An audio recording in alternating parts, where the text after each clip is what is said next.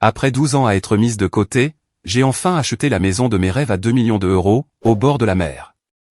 Puis mes parents ont appelé. La famille de ta sœur, l'enfant chéri, emménage. Si ça ne te plaît pas, tu n'as qu'à partir. Je n'ai rien dit. Mais à leur arrivée, mon cadeau les attendait déjà. Un cadeau qu'ils n'oublieront jamais. L'air salin me fouettait le visage alors que je me tenais sur le balcon de ma nouvelle villa, regardant les vagues du Pacifique s'écraser sur les rochers en contrebas. 3 chambres, des baies vitrées du sol au plafond, et un prix qui m'avait coûté 12 ans de semaine de travail de 80 heures en ingénierie logicielle. J'avais 34 ans, et c'était la première chose dans ma vie qui m'appartenait vraiment. Mon téléphone a vibré. Le nom de maman s'est allumé sur l'écran. Ma chérie, nous devons parler de ta nouvelle maison, a-t-elle dit, sa voix portant ce ton familier de coopération supposée. J'aurais dû me douter qu'il ne fallait pas mentionner cet achat lors du dernier dîner de famille. Charlotte était là avec Eric et les enfants, Sophie et Dylan. Ma sœur avait souri d'un air pincé quand j'ai partagé la nouvelle, ses doigts tambourinant sur la table. Eric avait à peine levé les yeux de son téléphone. Qu'y a-t-il, ai-je demandé, bien que quelque chose dans mon estomac savait déjà. Eh bien, le bail de Charlotte se termine le mois prochain. Avec Eric de nouveau entre 2 emplois, ils ont des difficultés. Les enfants ont besoin de stabilité. Nous avons pensé que ce serait parfait s'ils restaient avec toi pendant un moment. La brise marine est soudain devenue glaciale. Maman, c'est une maison de 3 chambres, et je viens d'emménager. Exactement. 3 chambres, parfait pour Charlotte, Eric et les enfants. Tu n'as pas besoin de tout cet espace, de toute façon. Tu travailles toujours. Ma prise s'est resserrée sur la balustrade. C'est ma maison. La famille est de la famille. Tu sais bien que ton père et moi ne pouvons pas les prendre. Notre appartement est trop petit. Tu as la place. De plus, Charlotte a traversé tant d'épreuves avec la situation professionnelle d'Eric. La 5e situation professionnelle d'Eric en 3 ans. Mais qui comptait? Certainement pas mes parents, qui avaient financé le mariage de Charlotte, son acompte sur son premier appartement, et de multiples prêts d'urgence qui n'ont jamais été remboursés. Pendant ce temps, j'avais payé mes études universitaires avec des bourses et des gardes de nuit dans un restaurant, obtenant mon diplôme avec mention, sans une seule carte de félicitations de mes parents, trop occupés à aider Charlotte à planifier sa lune de miel. Je vais y réfléchir, ai-je dit. Il n'y a rien à réfléchir. Ils emménagent dans 2 semaines. Charlotte est déjà en train de faire ses cartons. La voix de maman s'est durcie. À moins que tu ne veuilles être la fille égoïste qui tourne le dos à sa famille dans le besoin. La ligne est devenue silencieuse. Je suis resté là pendant un long moment, regardant le soleil peindre l'eau d'or et d'orange. Mes mains tremblaient. 12 ans de sacrifice, et ils s'attendaient à ce que je cède tout sans poser de questions. Le schéma était si familier que ça en faisait mal. Charlotte avait eu des leçons de ballet, pendant que je portais des vêtements de seconde main. Elle a eu une voiture pour ses 16 ans, pendant que je prenais le bus. La date de ma remise de diplôme a été changée pour qu'il puisse assister à sa fête de fiançailles. Mais cette fois, c'était différent. Ce n'était pas un dîner d'anniversaire ou une fête de fin d'année. C'était mon sanctuaire. J'ai appelé mon avocat le lendemain matin. Richard Chen avait géré l'achat de la villa et me connaissait assez bien pour entendre immédiatement la tension dans ma voix. « Qu'est-ce qui ne va pas, Daisy ?» a-t-il demandé. Je lui ai tout expliqué. Il a écouté sans m'interrompre. Et quand j'ai eu fini, il est resté silencieux un moment. « Ont-ils les clés ?» a-t-il demandé. « Pas encore. Maman m'a demandé de faire des copies. » Ne le fais pas. Et voici ce que nous allons faire. 2 semaines plus tard, je déjeunais avec Jennifer du travail quand maman a de nouveau appelé. J'ai laissé sonner jusqu'à la messagerie vocale. Elle a rappelé immédiatement. « Réponds à ton téléphone », a dit doucement Jennifer. « Le remettre à plus tard n'aidera pas, elle avait raison. » J'ai décroché. « Où es-tu » a exigé maman. « Charlotte et Eric sont chez toi avec toutes leurs affaires. Tu n'ouvres pas la porte. Je suis en train de déjeuner en ville. Eh bien, rentre tout de suite. Ils ont un camion de déménagement qui attend. Donne-moi le code de l'alarme pour que je puisse les faire entrer. Non. Le silence était assourdissant. Excuse-moi. La voix de maman aurait pu glacer l'océan. J'ai dit non. C'est ma maison. Je n'ai pas accepté cet arrangement. Nous en avons déjà discuté. La famille prend soin de la famille. Ta sœur a besoin d'aide. Alors aide-la. Toi et papa pouvez l'aider. Notre appartement n'a que 2 chambres. Tu le sais. Et tu savais que cette maison était la mienne quand tu l'as proposée. Je n'arrive pas à croire ton égoïsme, après tout ce que nous avons fait pour toi. Le rire qui m'a échappé était sec et amer. Tout ce que vous avez fait? Cite-moi une seule chose, maman. Une seule chose que vous ayez faite pour moi ces 12 dernières années. Nous t'avons élevé, nourri, nous t'avons donné un toit. Ça s'appelle l'éducation de base. Vous avez fait la même chose pour Charlotte, sauf qu'elle a aussi eu des cours de danse, une voiture, les frais de scolarité, un mariage, et un acompte pour un appartement. Qu'est-ce que j'ai eu, moi? Tu es dramatique. Nous vous avons traités toutes les deux de la même manière. J'ai eu 3 emplois pour payer mes études. Charlotte a eu son loyer payé jusqu'à ses 20 ans. Ce n'est pas pareil. Ta sœur avait besoin de plus de soutien. Elle a toujours été sensible. Tu as toujours été indépendante. J'étais indépendante parce que je n'avais pas le choix. La voix de maman est devenue glaciale. Si tu ne rentres pas dans l'heure qui vient et que tu ne laisses pas la famille de ta sœur entrer dans cette maison, tu peux oublier de faire partie de cette famille. J'ai acheté cette maison pour moi, pas pour Charlotte. Ma réponse est non. Alors tu as fait ton choix. Ne t'attends pas à ce que nous soyons là quand tu auras besoin de quelque chose. Elle a raccroché. Mes mains tremblaient si fort que Jennifer a tendu la main par-dessus la table et a pris mon téléphone. Tu as bien fait, Daisy, a-t-elle dit fermement. Alors pourquoi est-ce que je me sens si mal? Parce que rompre les schémas est difficile, surtout avec la famille. 1 heure plus tard, papa a appelé. J'ai failli ne pas répondre, mais la curiosité l'a emporté. Ta mère est dévastée, a-t-il dit sans préambule. Charlotte est en larmes. Ses enfants sont confus et effrayés. Comment peux-tu leur faire ça? Je ne leur fais rien. Je protège ce qui est à moi. Cette maison est trop grande pour une seule personne, de toute façon. C'est du gaspillage. C'est à moi. Tu as toujours été têtu. Très bien. Garde ta précieuse maison, mais ne viens pas pleurer chez nous quand tu seras vieille et seule. Il a raccroché, lui aussi. Je suis resté dans ma voiture, sur le parking du restaurant, et j'ai pleuré jusqu'à en avoir mal à la gorge. Les SMS ont commencé ce soir-là. D'abord Charlotte. Je n'arrive pas à croire que tu fasses ça. Maman et papa ont le cœur brisé. Les enfants ne comprennent pas pourquoi tante Daisy ne veut pas nous aider. Puis Eric. Ta sœur a tant sacrifié pour cette famille. Le moins que tu puisses faire, c'est de partager ce que tu as. J'imagine que l'argent t'a changé. Eric, qui n'avait jamais eu un emploi stable au cours des 8 années où je l'avais connu. Eric, qui avait dépensé les économies de Charlotte pour une moto qu'il a vendue 6 mois plus tard à perte. Eric, qui pensait que je lui devais quelque chose parce qu'il avait épousé ma sœur. Tante Paula a appelé vers 21h. C'était la sœur de maman et le seul membre de la famille à avoir jamais reconnu la disparité de traitement. J'ai entendu ce qui s'est passé, a-t-elle dit. Ta mère m'a appelé, s'attendant à ce que je te raisonne. Je me suis préparé à un autre sermon. Et je lui ai dit qu'elle te traitait comme un paillasson depuis que tu es assez grande pour le savoir. Tu as bien fait. Cette maison est à toi.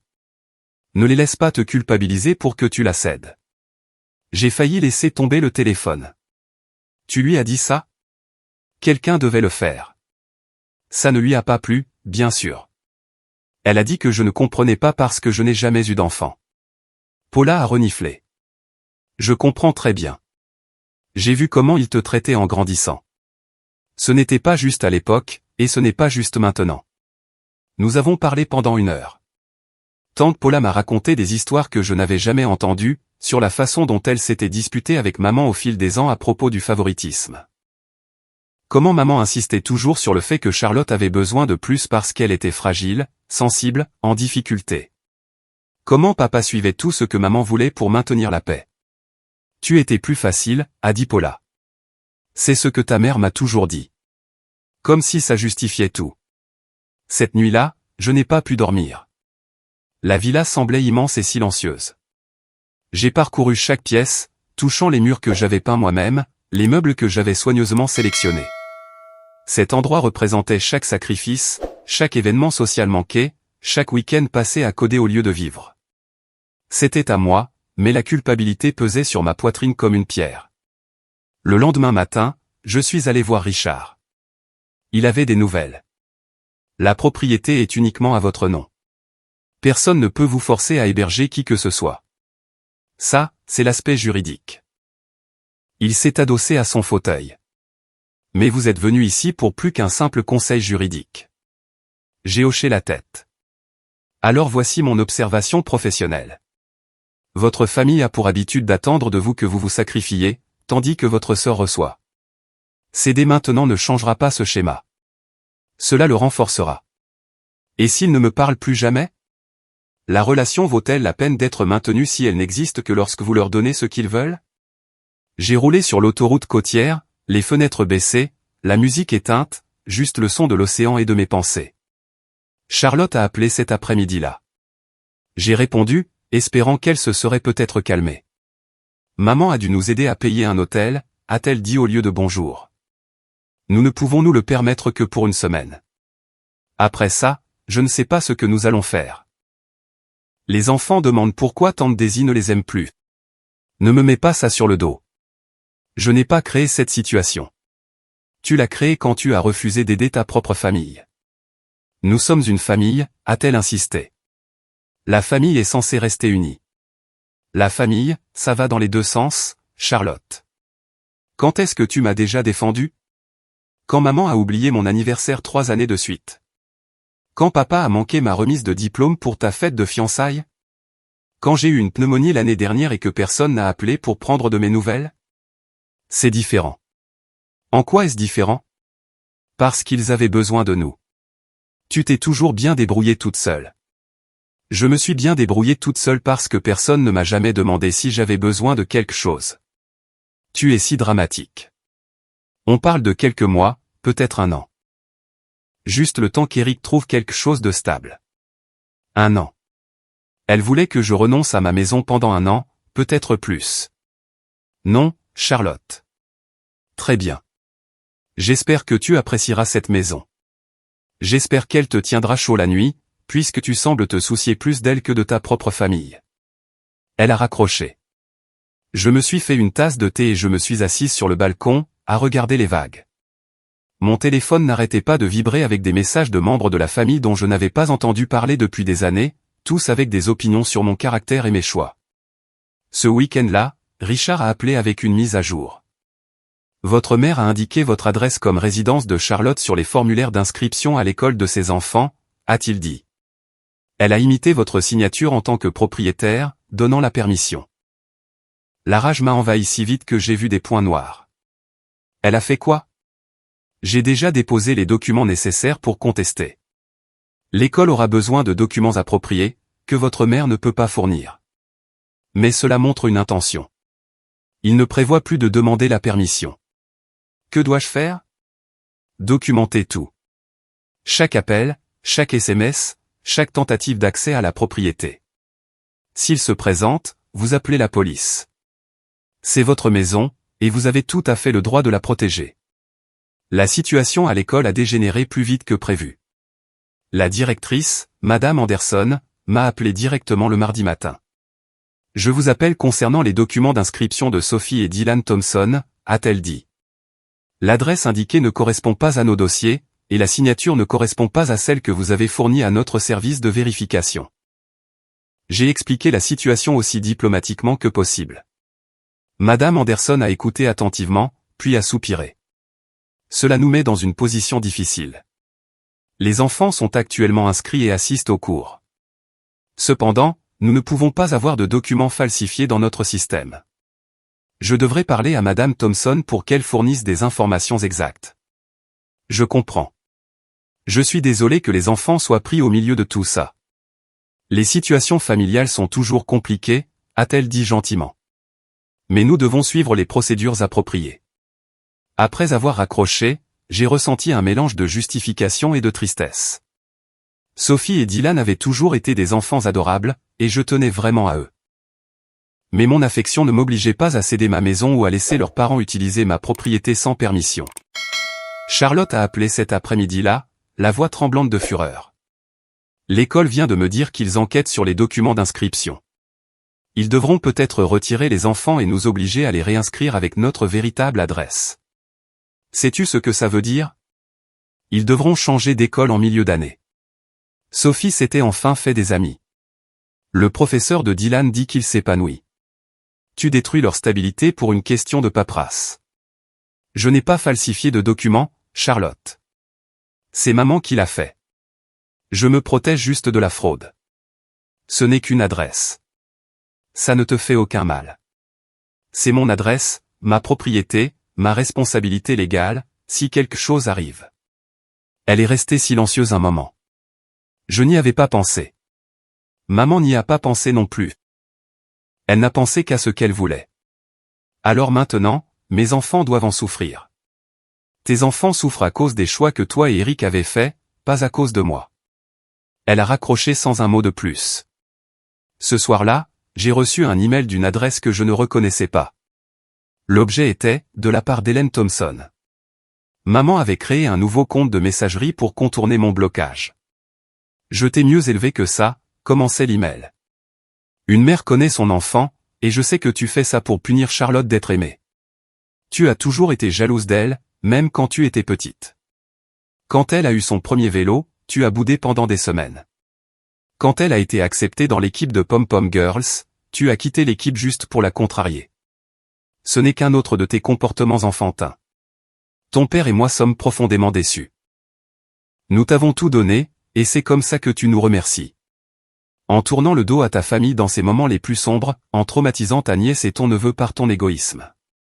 Il est encore temps de réparer ça. Laisse Charlotte et les enfants rester avec toi. Tu as plus qu'assez de place. C'est ce que toute personne décente ferait. À moins que tu ne sois devenu si endurci par ton travail en entreprise que tu as oublié ce que signifie être humain. La santé de ton père n'est pas bonne. Le stress que tu causes n'aide pas. S'il lui arrive quelque chose, tu devras vivre avec cette culpabilité pour toujours.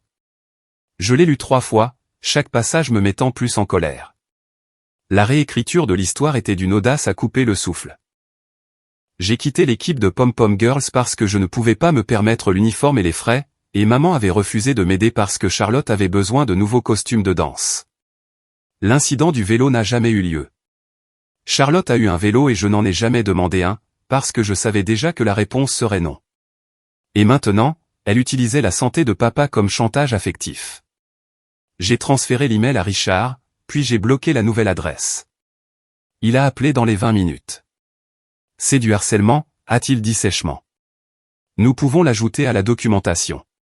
Si elle continue, nous pouvons engager des poursuites judiciaires. Je ne veux pas poursuivre mes parents en justice. Alors, nous leur ferons comprendre que tout contact continu entraînera des conséquences. Parfois, cela suffit. Richard a rédigé une lettre de mise en demeure officielle. Elle a été livrée par coursier à l'appartement de mes parents, exigeant une signature. Le message était clair. Tout contact ultérieur serait considéré comme du harcèlement et traité en conséquence. Papa a appelé directement le bureau de Richard. L'assistante de Richard me l'a passé, avec un avertissement. Votre père est extrêmement agité, a-t-elle dit. Voulez-vous prendre l'appel? J'aurais dû dire non. Au lieu de cela, j'ai décroché. Tu as envoyé une menace légale à tes propres parents. La voix de papa était brisée par l'émotion. Vous ne m'avez pas laissé le choix. Maman a imité ma signature, utilisé ma propriété sans permission, et me harcèle maintenant par le biais de faux comptes de messagerie. À quoi vous attendiez-vous? Je m'attendais à ce que ma fille ait un cœur. Ta mère est hors d'elle. Elle ne peut plus manger, plus dormir. Le médecin a dû lui prescrire des anxiolytiques. Ce n'est pas ma responsabilité. Comment peux-tu dire ça, c'est ta mère? Et qu'ai-je été pour elle? Que ai-je été pour vous deux, à part une ressource pratique quand Charlotte a besoin de quelque chose? La question est restée en suspens. La respiration de papa était lourde à l'autre bout du fil. Nous t'aimions, a-t-il finalement dit. Nous t'avons toujours aimé. L'amour exige plus que de simples mots. Il exige de la présence, de l'attention, de faire en sorte que quelqu'un se sente important. Quand est-ce que l'un de vous deux m'a demandé des nouvelles de ma vie, de mon travail, de mes espoirs? Quand est-ce que vous m'avez appelé juste pour parler? Pas parce que vous vouliez quelque chose. Silence. C'est bien ce que je pensais, ai-je dit doucement. Au revoir, papa. J'ai raccroché avant qu'il ne puisse répondre. Mes mains étaient stables, cette fois. Ma respiration, régulière. La clarté qui accompagnait le fait de dire enfin ma vérité était presque physique, comme si j'enlevais un lourd manteau que j'avais porté trop longtemps. Jennifer m'a trouvé dans mon bureau 1 heure plus tard, fixant mon écran d'ordinateur d'un air absent. On dirait que tu as traversé une épreuve, a-t-elle observé en fermant la porte derrière elle. Je lui ai raconté l'appel téléphonique. Elle a écouté comme elle le faisait toujours, pleinement présente et sans jugement. Comment te sens-tu, a-t-elle demandé quand j'ai eu fini. Plus légère. Triste, en colère, soulagée. Tout ça à la fois. Ça semble tout à fait normal pour quelqu'un qui pose des limites avec une famille toxique. Était-il toujours toxique, ou est-ce que je viens de m'en rendre compte? Jennifer a réfléchi attentivement. Peut-être les deux. Les gens peuvent être aimants et nuisibles en même temps. La question est de savoir si la relation coûte plus qu'elle n'apporte. D'après tout ce que tu m'as dit, la tienne a été coûteuse pendant longtemps. Elle avait raison. Le coût avait été mon estime de soi, ma tranquillité d'esprit, ma capacité à profiter de mes propres réussites sans me sentir coupable de les avoir. Ce soir-là, j'ai fait quelque chose que je n'avais pas fait depuis des mois. J'ai appelé tante Paula juste pour parler, pas parce que j'avais besoin de conseils ou de soutien pour une crise, mais parce que je voulais entendre sa voix. Eh bien, c'est une agréable surprise, a-t-elle dit chaleureusement. Margaret et moi venons de finir de dîner. Nous regardons une horrible émission de télé-réalité sur des gens qui achètent des garde-meubles. Ça a l'air parfait, ai-je dit en souriant. Nous avons parlé pendant plus d'1 heure de choses sans importance. Son jardin, le cours de poterie de Margaret, un livre qu'elle venait de finir de lire. Une conversation normale entre des personnes qui appréciaient la compagnie de l'autre. Quand nous avons finalement raccroché, j'ai réalisé que c'était ce à quoi la famille pouvait ressembler, sans le poids de l'obligation et du ressentiment. La lettre de mise en demeure a fonctionné, du moins temporairement. Plus d'appels, de mails, ou de visites surprises. Le silence aurait dû être paisible, mais il semblait plutôt inquiétant, comme le calme avant la tempête. 2 semaines plus tard, j'ai découvert pourquoi. Lundi matin, maman a appelé d'un numéro que je ne reconnaissais pas. J'ai failli ne pas répondre. L'école a appelé, a-t-elle dit, d'une voix froide. Ils ont dit qu'il y avait un problème avec l'adresse de Charlotte. Ils doivent vous parler. Tu as imité ma signature, maman. Tu as commis une fraude. J'ai fait ce que je devais faire pour l'éducation de mes petits-enfants. Sur ma propriété, sans ma permission. C'est illégal. Oh, s'il te plaît. Ce n'est que de la paperasse. Arrête d'être si dramatique. Dramatique? Tu as falsifié des documents légaux. Toute personne décente comprendrait cela. Tout parent décent aurait demandé d'abord. Je ne devrais pas avoir à demander. Tu aurais dû proposer. Non, ai-je dit doucement. Je n'aurais pas dû. Tu es trop égoïste, a-t-elle lâché. Trop absorbé par ta maison de luxe et ton travail important. Tu as oublié d'où tu viens.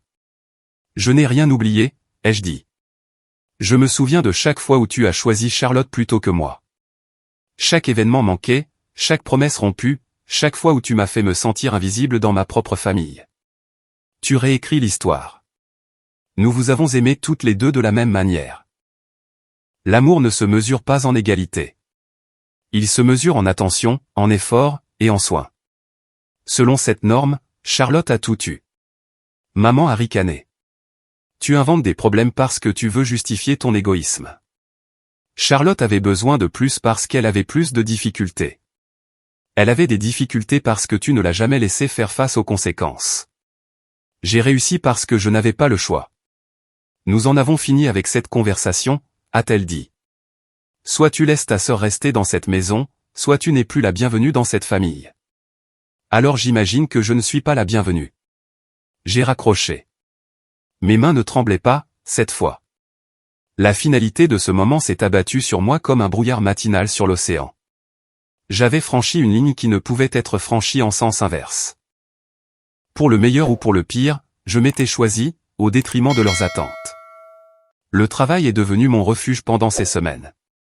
Ma patronne, Catherine, a remarqué mes heures supplémentaires et m'a prise à part un après-midi. « Tu fais un excellent travail », a-t-elle dit, « mais tu es ici jusqu'à 20 ou 21 heures tous les soirs. Tout va bien ?» Je lui ai donné la version abrégée. Elle a écouté attentivement, puis a partagé quelque chose d'inattendu. « Ma sœur et moi ne nous sommes pas parlé pendant 5 ans, a dit Catherine. L'éloignement familial n'est pas aussi rare qu'on le pense. Parfois, c'est le choix le plus impossible. Comment as-tu traversé ça? La thérapie a aidé.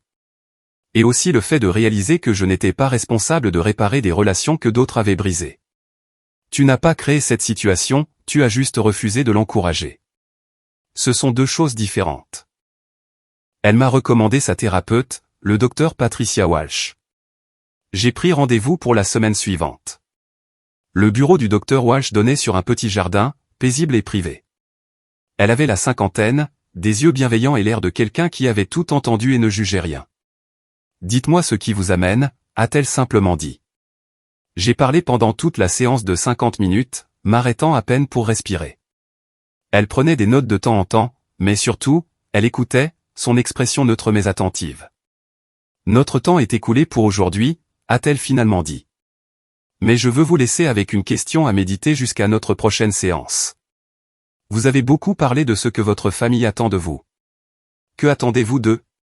Pas ce que vous souhaiteriez qu'ils vous donnent, mais à quoi ressemblerait une relation équitable? Personne ne m'avait jamais posé cette question. J'ai passé la semaine à y réfléchir. Que voulais-je? Le respect de mes limites. La reconnaissance de mes réussites sans comparaison avec Charlotte. Un intérêt pour ma vie au-delà de ce que je pouvais fournir. Une réciprocité de base dans notre relation. Quand je l'ai mis par écrit, cela semblait si simple. C'étaient les éléments fondamentaux de toute relation saine. Le fait qu'il me semblait être des demandes impossibles montrait à quel point ma normalité était faussée. Ma séance suivante avec le docteur Walsh s'est concentrée sur la culpabilité, celle qui me tenait éveillé la nuit, à remettre en question chaque décision. La culpabilité est utile quand elle nous indique que nous avons violé nos propres valeurs, a-t-elle expliqué. Mais vous ressentez ce que nous appelons une fausse culpabilité.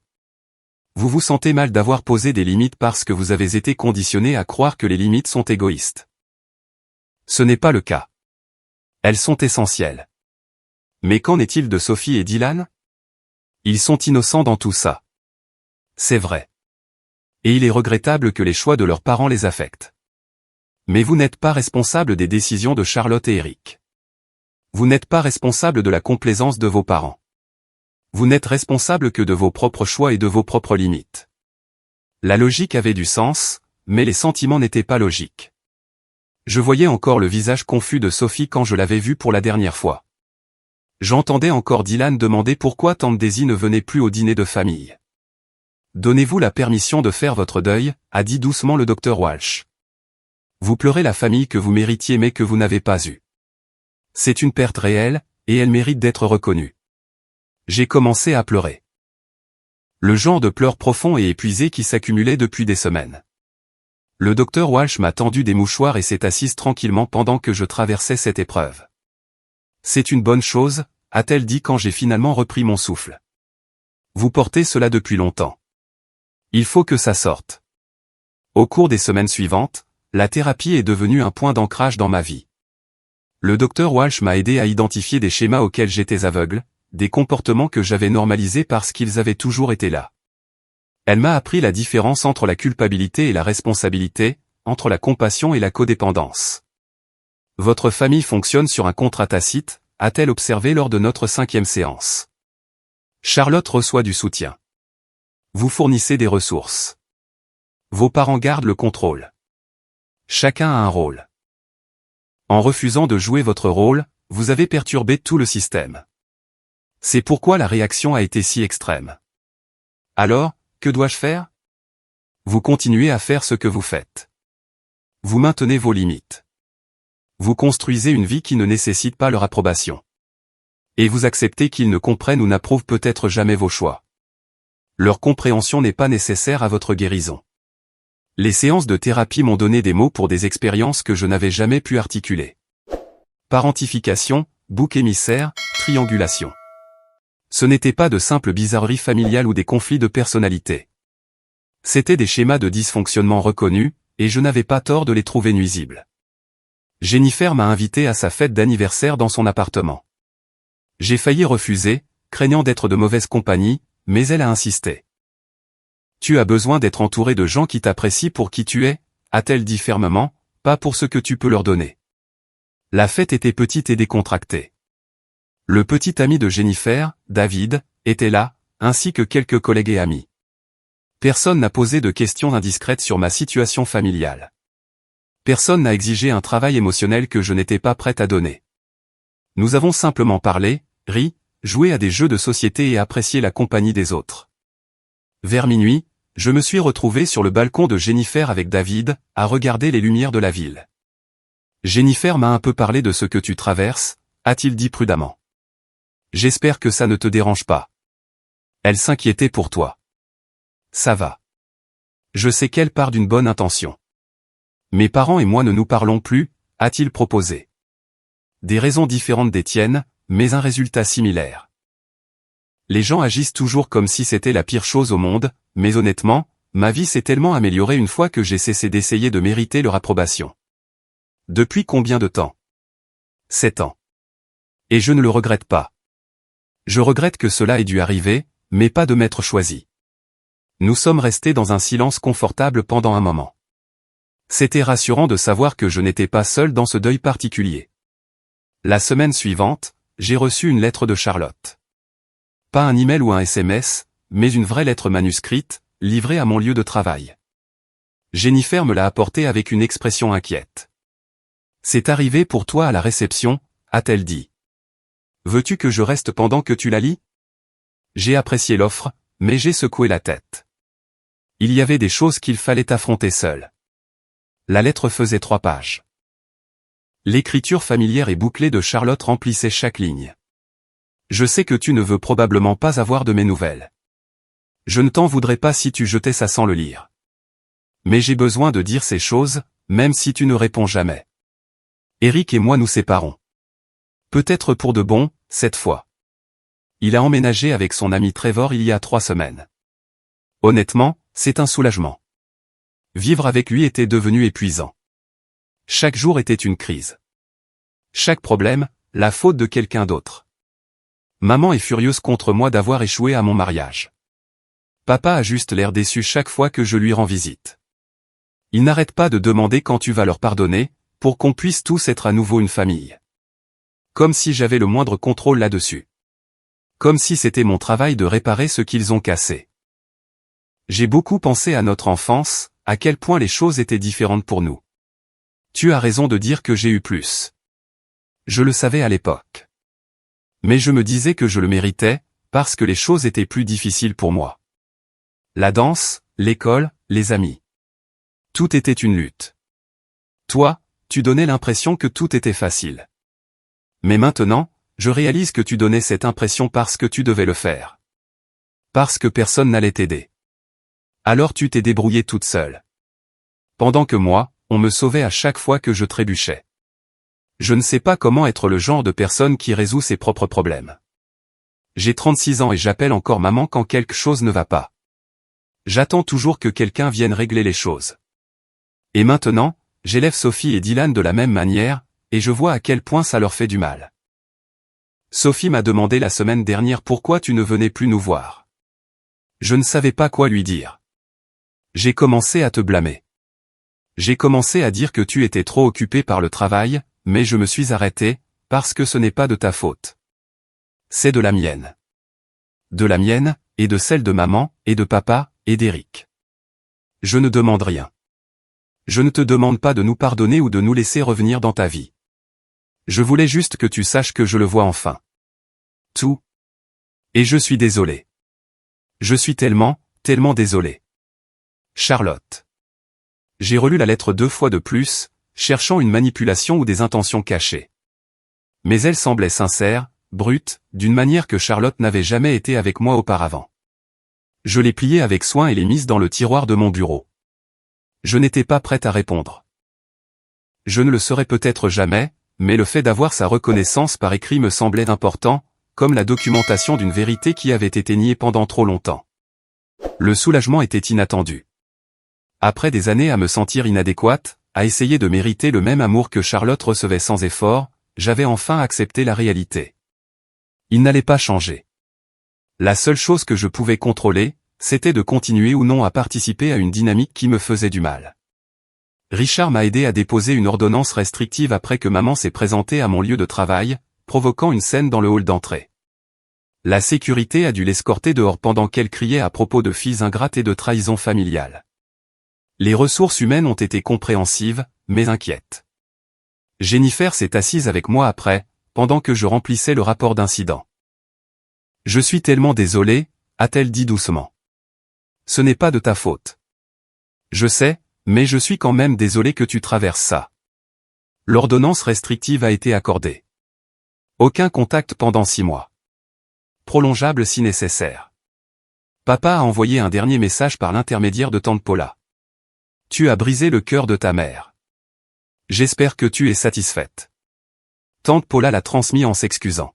« Pour ce que ça vaut, a-t-elle dit, je lui ai dit qu'il était ridicule. Le cœur de ta mère n'est pas brisé. C'est son contrôle qui l'est. Il y a une différence. 6 mois ont passé. La villa est devenue vraiment la mienne. Pas seulement légalement, mais émotionnellement. J'ai peint la chambre d'amis en vert sauge. J'ai adopté un chat au refuge local, un tabirou qui adorait dormir dans les rayons de soleil sur le sol du salon. J'ai commencé à organiser des dîners avec des amis du travail, quelque chose que je n'avais jamais fait auparavant, parce que j'avais toujours été trop épuisé ou trop coupable d'avoir de belles choses. Jennifer est passée un samedi avec du vin et du fromage. Nous nous sommes assises sur le balcon, à regarder le coucher de soleil. « Tu as l'air différente », a-t-elle observé. « Différente comment ? Plus légère, comme si tu avais posé quelque chose de lourd. » Elle avait raison. La culpabilité restait, mais elle ne me contrôlait plus. Je m'étais attendu à ce que couper les ponts avec ma famille ressemble à une amputation. Au lieu de cela, c'était comme enlever une écharde que j'avais portée si longtemps que j'avais oublié qu'elle était là. Charlotte a trouvé mon adresse email par l'intermédiaire d'une connaissance commune. Le message était long et décousu, alternant entre colère et manipulation. « Tu as détruit cette famille. Maman pleure tous les jours. Papa ne veut pas parler de toi. Les enfants demandent pourquoi tu les détestes. Eric a perdu une autre opportunité d'emploi parce que nous n'avons pas de logement stable. Tout ce qui s'effondre est de ta faute. Mais je suis prête à te pardonner si tu reviens à la raison. Nous pourrions encore arranger ça. Laisse-nous juste rester pendant 6 mois.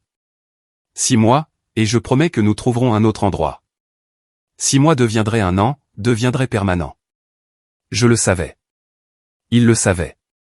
J'ai supprimé l'email. Tante Paula m'a invité à Thanksgiving.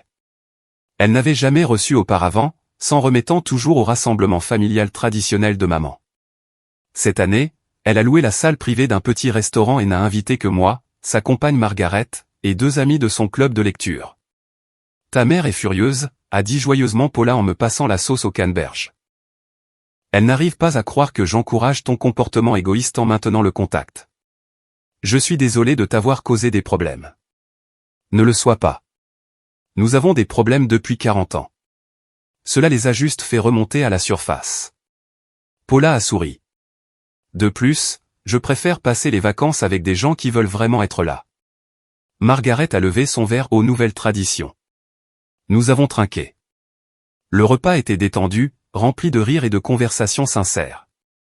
Pas de courant sous-jacent de compétition, pas d'insultes voilées déguisées en inquiétude. Pour la première fois de ma vie, j'ai apprécié une fête. Décembre a apporté des nouvelles inattendues. Richard a appelé avec des informations qu'il avait obtenues par le biais des registres publics. Charlotte a déposé le bilan le mois dernier, a-t-il dit. Et Eric fait face à des accusations de fraude par chèque. De petits montants, mais plusieurs incidents. Je me suis assise lourdement. Quoi ? Je pensais que tu devais savoir. Il y a plus. Tes parents ont contracté un 2e prêt hypothécaire sur leur appartement il y a 6 mois. Les registres montrent que le montant du prêt correspond à ce dont Charlotte avait besoin pour son dépôt de garantie sur un nouvel appartement. Ils avaient hypothéqué leur maison pour Charlotte, encore une fois. Pourquoi me dis-tu ça? Parce qu'ils reviendront quand l'argent sera épuisé. Quand la procédure de faillite sera terminée, ils reprendront contact. Tu dois être préparé. Il avait raison. 2 semaines avant Noël, papa a appelé d'un nouveau numéro. Je n'aurais pas dû répondre, mais la curiosité l'a emporté. Nous devons parler, a-t-il dit sèchement. L'ordonnance restrictive a expiré la semaine dernière. Je sais que ta mère veut reprendre contact, mais elle est trop fière. Pas moi. Nous avons fait des erreurs. Peut-être que nous avons trop insisté pour que Charlotte reste avec toi, mais la famille devrait pouvoir surmonter ces choses. Que veux-tu, papa? Juste parler, trouver un moyen d'avancer. Ta mère te manque. Noël ne sera pas le même sans toi. Noël n'avait pas été le même avec moi là-bas non plus, mais je ne l'ai pas dit. Qu'est-ce qui se passe vraiment? Pourquoi maintenant? Il a soupiré. Charlotte et Eric ont des difficultés. La faillite leur a fait du mal. Ils ont dû déménager dans un endroit plus petit, plus loin de l'école des enfants. Eric n'arrive toujours pas à garder un emploi. Ta mère a pensé que si nous nous réconcilions avec toi, tu serais peut-être prête à aider financièrement, juste un prêt. Voilà. Pas des excuses, pas de remords sincères, juste une autre demande de sacrifice de ma part. Non, ai-je dit doucement. Tu n'y songeras même pas. Papa, tu viens de me dire que maman veut se réconcilier pour que je donne de l'argent à Charlotte. Ce n'est pas une réconciliation. C'est de la manipulation. Ta sœur fait partie de la famille. Elle a besoin d'aide. Elle a 40 ans. Elle doit se débrouiller seule. Le fait que vous l'ayez assistée pendant des décennies n'a rien arrangé. C'est dur. C'est honnête. Chaque fois que vous la sortez d'affaires, vous l'empêchez d'apprendre à gérer sa propre vie. Alors, tu vas simplement l'abandonner? Je n'abandonne personne. Je refuse de participer à un schéma qui blesse tout le monde, y compris Charlotte. Je savais que tu n'aiderais pas. Ta mère avait raison à ton sujet. Il a raccroché. J'ai bloqué le numéro. Le Noël chez Paula a de nouveau été modeste. Juste nous 3 et la sœur de Margaret, en visite du Colorado. Nous avons échangé des cadeaux modestes et regardé de vieux films. C'était paisible. Est-ce qu'il te manque, a demandé Paula tard dans la soirée, après que Margaret et sa sœur soient allées se coucher. J'y ai pensé honnêtement. L'idée de me manque. La famille que j'aurais aimé avoir. Mais les personnes réelles, la dynamique qui me laissait toujours un sentiment d'inadéquation. Non, ça ne me manque pas, c'est sain, a-t-elle dit avec approbation. Vraiment? Parfois, je me demande si je suis le problème. Si j'aurais juste dû laisser Charlotte emménager, maintenir la paix. Et ensuite, a demandé Paula. La prochaine fois, il t'aurait demandé de co-signer un prêt, ou de renoncer à tes économies, ou de laisser Eric emprunter ta voiture. Il y a toujours une prochaine fois avec des gens comme tes parents. Ils ne voient pas de limite. Ils voient des obstacles à ce qu'ils veulent. Elle avait raison. Je l'avais appris à mes dépens. Le printemps a apporté des changements. J'ai eu une promotion au travail, un poste d'ingénieur senior qui s'accompagnait d'une augmentation substantielle et de plus d'autonomie. La villa avait besoin de quelques réparations après les tempêtes d'hiver, que j'ai gérées moi-même, apprenant l'entretien de base de la maison grâce à des vidéos YouTube et à des employés de quincaillerie patients. Mon chat, que j'avais nommé Copper, s'est installé dans une routine confortable de sieste et de demande de friandises. Jennifer a rencontré quelqu'un, un homme gentil nommé David, qui la faisait rire. Ils ont commencé à se joindre à moi pour les brunchs du dimanche sur mon balcon, et lentement, ma maison s'est remplie de nouveaux souvenirs, non souillés par le drame familial. Un samedi matin, alors que je jardinais dans mon petit jardin de devant, une voiture s'est arrêtée. Charlotte en est sortie. Elle avait perdu du poids, l'air fatigué. Elle avait maintenant 36 ans, 2 de plus que moi, bien que le stress la fasse paraître plus vieille. Elle s'est approchée lentement, comme si j'allais m'enfuir. Maman ne sait pas que je suis là, a-t-elle dit en guise de salutation. Je me suis relevé, en époussetant la terre de mes genoux. Tu ne devrais pas être ici, Charlotte. Je sais, mais j'avais besoin de te voir, de te parler sans qu'il filtre tout. Je ne l'ai pas invité à entrer. Nous sommes restés dans l'allée, la brise marine se déplaçant entre nous. Eric est parti, a-t-elle poursuivi. Il y a 3 mois. Il a vidé nos économies et a emménagé avec une femme qu'il a rencontrée en ligne. Je travaille 2 emplois. Les enfants sont en thérapie parce que tout a été si chaotique. Je suis désolé que ça t'arrive. Vraiment? Parce que tu l'avais prédit. Tout le monde l'avait prédit, mais je ne voulais pas le croire. Que veux-tu, Charlotte? Elle a regardé ma maison, les parterres de fleurs que j'avais plantés, la peinture fraîche sur les volets. Je voulais dire que tu avais raison, à propos d'Eric, à propos de maman et papa qui m'assistaient, à propos de tout. Elle a dégluti. J'ai beaucoup pensé cette année à notre enfance, à la façon dont les choses étaient différentes pour nous, et j'étais complice. Je savais que tu avais moins. Je savais qu'il me favorisait. Je me disais que je le méritais, parce que j'avais besoin de plus de soutien, mais ce n'était qu'une excuse. Je les ai laissés te traiter comme si tu ne comptais pas, parce que ça m'arrangeait. L'aveu est resté en suspens. J'avais attendu des années pour entendre quelque chose comme ça. Mais maintenant que c'était arrivé, je ne ressentais rien, si ce n'est une douleur lointaine. Pourquoi me le dire maintenant? Parce que j'essaie d'être une meilleure personne, pour Sophie et Dylan, si ce n'est pour rien d'autre. Je ne veux pas les élever comme maman et papa nous ont élevés. Je ne veux pas qu'ils pensent que l'amour est conditionnel au succès ou qu'un enfant compte plus qu'un autre. C'est bien, ai-je dit. Tu devrais le vouloir. Je ne demande pas d'argent ou un endroit où rester. Je sais que j'ai brûlé ces ponts. Je voulais juste m'excuser pour tout, pour avoir laissé faire, pour y avoir participé, pour cet appel téléphonique où j'ai dit que tu n'aimais pas les enfants. J'étais en colère et effrayé, mais ce n'est pas une excuse. J'ai étudié son visage, cherchant une manipulation, une intention cachée. Je n'ai trouvé que de l'épuisement et un regret sincère. J'apprécie les excuses, ai-je dit prudemment. Mais ça ne change rien entre nous. Je sais. Est-ce que maman et papa savent à quel point les choses vont mal, avec le départ d'Eric, ai-je demandé. Charlotte a ri amèrement. Ils le savent. Papa m'a dit que j'aurais dû faire plus d'efforts pour sauver mon mariage. Maman a dit que je n'aurais jamais dû me marier en dessous de ma condition. Aucun des deux n'a offert d'aide réelle au-delà de conseils que je n'avais pas demandés. Ça leur ressemble bien. Ils me demandent quand tu vas leur pardonner, au fait, a-t-elle ajouté. Ils ont réécrit l'histoire dans leur esprit. Maintenant, ce sont eux les victimes, et toi, la fille ingrate qui a abandonné la famille pour rien. Bien sûr. Charlotte a changé de pied, les clés de sa voiture tintant dans sa main. Je devrais y aller. Je voulais juste que tu saches que certains d'entre nous voient la vérité, même si j'ai mis trop de temps à y arriver. Elle est retournée à sa voiture, puis s'est arrêtée. Cette maison est magnifique. Je suis contente que tu l'aies gardée. Tu mérites de la garder. Je l'ai regardée s'éloigner en voiture. La conversation semblait surréaliste, comme le dialogue de la vie de quelqu'un d'autre.